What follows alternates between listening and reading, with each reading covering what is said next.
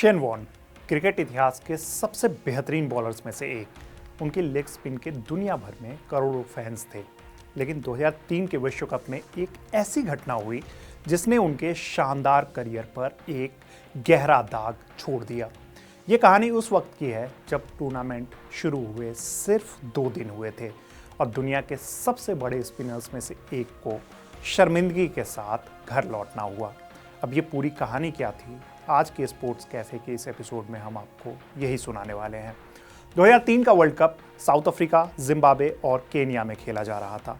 Australia defending champion था और tournament का हॉट फेवरेट भी। वर्ल्ड कप से 6 महीने पहले तक टीम ने 18 में से 15 वनडे मैच जीते थे। रिकी पॉन्टिंग की कप्तानी में ऑस्ट्रेलियाई टीम बेहतरीन फॉर्म में थी।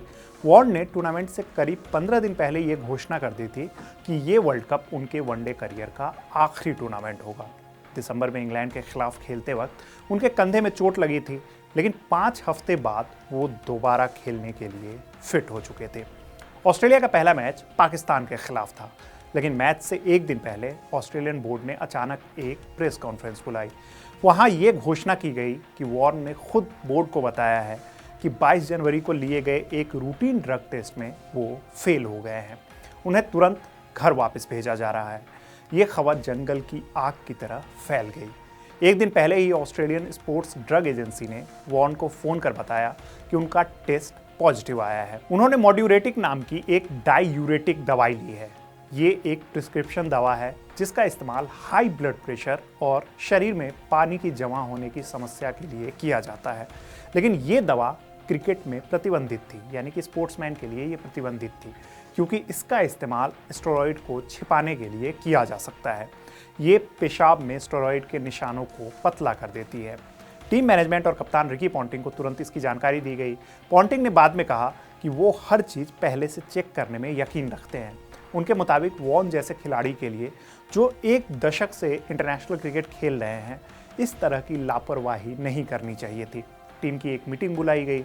मैनेजर स्टीव बर्नार्ड ने शुरुआत करते हुए कहा कि वॉर्नी हम सभी से कुछ कहना चाहते हैं। आंखों में आंसू लिए वॉर्न ने पूरी टीम को बताया कि हुआ क्या है। कमरे में गहरा सन्नाटा छा गया। आखिर में पॉन्टिंग ने बात खत्म करते हुए कहा कि सब लोग रात का खाना खाएं, आपस में बात करें, इस सदमे से निकलें, रात 9 बजे वापस आएं और इसे अपनी यादों से हटा दें, क्योंकि हमें एक मैच जीतना है। उस वक्त बोर्ड और आईसीसी को सारी जानकारी दे दी गई थी। फैसला हुआ कि वॉर्न ऑस्ट्रेलिया लौटेंगे और आगे के टेस्ट कराए जाएंगे। उन्होंने प्रेस कॉन्फ्रेंस में मीडिया का सामना किया और कहा कि मैं हैरान हूँ, पूरी तरह से मैं टूट चुका हूँ कि मेरे सैंपल में प्रतिबंधित पदार्थ मिला, क्योंकि मैंने कोई भी परफॉर्मेंस बढ़ाने वाली दवा नहीं ली है। वॉर्न ने स्वीकार किया कि उन्होंने एक फ्लूइड टैबलेट ली थी। मेलबर्न पहुंचने के बाद उन्होंने इस बारे में और विस्तार से बताया। उनका दावा था कि ये टैबलेट उनकी मां ने उन्हें दी थी। उन्होंने कहा कि अटकलों के उलट इसका उनकी कंधों की चोट से या फिर किसी प्रतिबंधित पदार्थ को छिपाने से कोई भी लेना देना नहीं था। वॉर्न का वजन अक्सर ही मीडिया में चर्चा का विषय बना रहता था। 2002 की शुरुआत से वो अपनी फिटनेस और शरीर पर खास मेहनत कर रहे थे। वो अच्छी शेप में नजर आ रहे थे। जब भी ऑस्ट्रेलिया वो लौट रहे थे, तब भी उन्हें उम्मीद थी कि वो विश्व कप में वापसी कर सकते हैं। ऑस्ट्रेलियन मैनेजमेंट ने भी उनके रिप्लेसमेंट के लिए अनुरोध करने में देरी कर दी, लेकिन 20 सैंपल ने शुरुआती नतीजों की पुष्टि कर दी।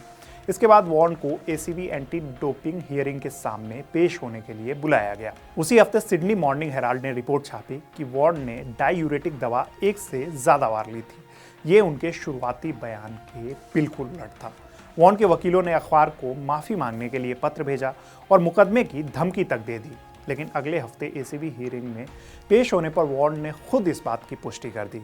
उन्होंने माना कि उन्होंने मॉड्यूरेटिक 1 से ज़्यादा बार ली थी। उन्होंने बताया कि 22 जनवरी को उन्होंने वो टैबलेट ली थी जो उनकी मां ने दी थी। वजह ये थी कि वो कैमरे के सामने अच्छा दिखना चाहते थे, जहां वो वनडे से रिटायरमेंट का ऐलान करने वाले थे। उनकी मां ने भी गवाही देकर इस बात की पुष्टि कर दी, लेकिन 3 सदस्यीय समिति इस दलील से प्रभावित नहीं हुई। समिति ने वॉर्न और उनकी मां की गवाही को अस्पष्ट, असंतोषजनक और असंगत बताया। हियरिंग में यह भी बताया गया कि दिसंबर 2002 में लिए गए टेस्ट में भी मॉड्यूरेटिक के निशान मिले थे, लेकिन वो मात्रा इतनी ज़्यादा नहीं थी कि टेस्ट को पॉजिटिव माना जाए। समिति ने कहा कि उन्हें इस बात पर गंभीर संदेह है कि 22 जनवरी 2003 को सैंपल देने से पहले वॉर्न ने मॉड्यूरेटिक का कितना इस्तेमाल किया था। इसकी पूरी जानकारी उन्हें नहीं दी गई। वॉर्न ने दावा किया कि उन्होंने कभी एसीबी की खेल शर्तें नहीं पढ़ी जिसमें एंटी डोपिंग कोड शामिल था। समिति ने इस दलील को भी खारिज कर दिया। उनका यह कहना था कि उन्होंने टैबलेट बिना जाने ली कि उसमें क्या है। ये एक तरह का लापरवाह रवैया है। वॉर्न ने कहा कि पैकेट फटा हुआ था, इसलिए वो सामग्री की सूचना नहीं पढ़ सके थे। वॉर्न अपनी जो दलील है वो लगातार पेश कर रहे थे। समिति ने साफ कहा कि इन मुद्दों पर वॉर्न की ज्यादातर गवाही असंतोषजनक रही है। समिति ने यह स्वीकार नहीं किया कि एंटी डोपिंग नीति के बारे में अपने ज्ञान को लेकर पूछे गए सवालों में वो पूरी तरह से सच्चे थे। इसके साथ ही मॉड्यूरेटिक के इस्तेमाल की सीमा को लेकर भी उनकी गवाही अस्पष्ट, असंगत और असंतोषजनक लगी थी। इसके बावजूद समिति ने उन्हें सिर्फ 1 साल के लिए प्रतिबंधित किया, जबकि ऐसा होता है कि ऐसी सिचुएशन में प्लेयर्स पे ज्यादा प्रतिबंध लग जाता है, जबकि बोर्ड के नियमों में 2 साल के निलंबन का प्रावधान था जब तक कि कोई असाधारण परिस्थिति ना हो। नरमी की वजह क्या रही? तो नरमी की वजह ये रही कि डॉक्टर पीटर हॉरकट ने गवाही दी कि डाईयूरेटिक लेने से वॉर्न को कोई फायदा नहीं हो सकता था। स्टेरॉयड इस्तेमाल करने का कोई सीधा सबूत नहीं मिला था और उनके कंधे की चोट से रिकवरी सामान्य समय सीमा में हो गई थी। वर्ल्ड एंटी डोपिंग एजेंसी के प्रमुख डिक पाउंड भी इससे संतुष्ट नहीं थे। उन्होंने साफ कहा कि पदार्थ का स्रोत मायने नहीं रखता। ये इंटरनेशनल एथलीट होने के नाते आप इससे किसी भी तरीके से अनजान नहीं रह सकते हैं। अगर लोगों को लगा था कि प्रतिबंध के बाद वॉर्न पछतावा दिखाएंगे तो उन्होंने इसका उल्टा किया। वॉर्न ने जोर देकर कहा कि वह एंटी डोपिंग हिस्टीरिया का शिकार हुए हैं। उन्होंने कहा कि बिना किसी से चेक किए दवा लेने की गलती के लिए 12 महीने का जो प्रतिबंध लगा है वो बहुत ही ज़्यादा कठोर सजा है। उन्होंने बताया कि हियरिंग में उन्होंने माना था कि दिसंबर की शुरुआत में उन्होंने एक टैबलेट ली थी। उस वक्त वो लगातार वाइन प्रमोशन कर रहे थे। उन्होंने कुछ बोतलें ज़्यादा पी ली थी और देर रात तक जागे थे। तब उन्होंने फ्लूइड टैबलेट ले ली थी ताकि डबल चिन से उन्हें छुटकारा मिल सके। दिसंबर के टेस्ट में उसी के छोटे निशान मिले थे। ये उनके कंधे के ऑपरेशन से पहले की बात है। इससे साबित होता है कि उन्होंने कुछ छिपाने के लिए ये टैबलेट नहीं ली थी। शुरुआत में वॉर्न ने अपील करने का इशारा दिया, लेकिन कुछ घंटों बाद उन्होंने अपना मन बदल लिया। उन्होंने कहा कि भले ही ये सज़ा उन्हें बहुत कठोर लगती है और वो उससे बेहद निराश हैं, लेकिन वो अपने परिवार को और भी ज़्यादा तनाव में नहीं डालना चाहते।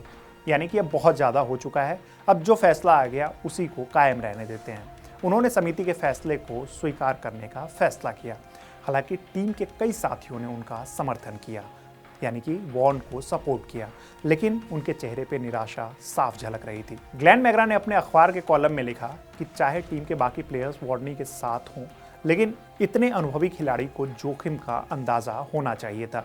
ये सब शेन ने खुद पर लगाया है, यानी कि इसमें पूरी तरह से शेन वॉर्न की ही गलती है। इसके बाद टीम में दरारें भी दिखने लगी। सबसे साफ तब जब एडम गिलक्रिस्ट ने लिखा कि इसमें कोई शक नहीं है कि लोग धोखा दिया जाना पसंद नहीं करते हैं। वॉर्न ने मैनेजर बर्नार्ड के जरिए संदेश भेजा कि वो गिलक्रिस्ट से फिर कभी बात नहीं करेंगे। हालांकि बाद में वॉर्न ने इससे इनकार कर दिया, लेकिन उन्होंने माना कि कुछ साथियों से वो बेहद निराश हैं। हालांकि ज़्यादातर खिलाड़ी उनके सपोर्ट में थे। ऑस्ट्रेलियाई जनता की तरफ से भी कोई बड़ा हंगामा नहीं हुआ। प्रतिबंध की घोषणा के तुरंत बाद वॉर्न एक टीवी चैट शो में पहुंचे। उन्होंने कहा कि नहीं, मैंने ड्रग विशेषज्ञों की बात नहीं सुनी थी, ठीक वैसे ही जैसे स्कूल में नहीं सुनता था। मैं हर हफ्ते हेडमास्टर से मिलता था और वो मेरे पीछे खड़े होकर अपनी गोल्फ स्विंग का प्रैक्टिस करते थे, चाहे सही हो या गलत। दोस्त, चाहे तुम मुझसे नफरत करो, मुझे पसंद करो, मेरे खेलने के तरीके से प्यार करो या कुछ भी, सच्चाई ये है कि मैं ज़्यादा पढ़ता नहीं हूँ। मुझे बाहरी दुनिया में ज़्यादा दिलचस्पी नहीं है, मैं बस क्रिकेट खेलना चाहता हूँ। उस इंटरव्यू के बाद कराए गए एक पोल में 60% दर्शकों ने वॉर्न की सज़ा का समर्थन किया। वॉर्न की गैर मौजूदगी के बावजूद ऑस्ट्रेलिया ने 2003 का विश्व कप बिना एक भी मैच हारे जीत लिया। फाइनल में ऑस्ट्रेलिया ने भारत को हराया। वॉर्न ने अपने प्रतिबंध को पूरा किया और 10 फरवरी 2004 को उनकी वापसी हुई। उन्होंने विक्टोरिया सेकंड 11 के लिए मेलबर्न में क्वींसलैंड के खिलाफ मैच खेला। 10 दिन बाद उन्हें अगले महीने के श्रीलंका दौरे के लिए ऑस्ट्रेलियन टीम में चुन लिया गया। प्रतिबंध के बाद वॉर्न बदले की आग के साथ लौटे। अगले 2 साल में उन्होंने 23 की औसत से 166 टेस्ट विकेट लिए। जनवरी 2007 में उन्होंने इंटरनेशनल क्रिकेट से रिटायरमेंट ले लिया।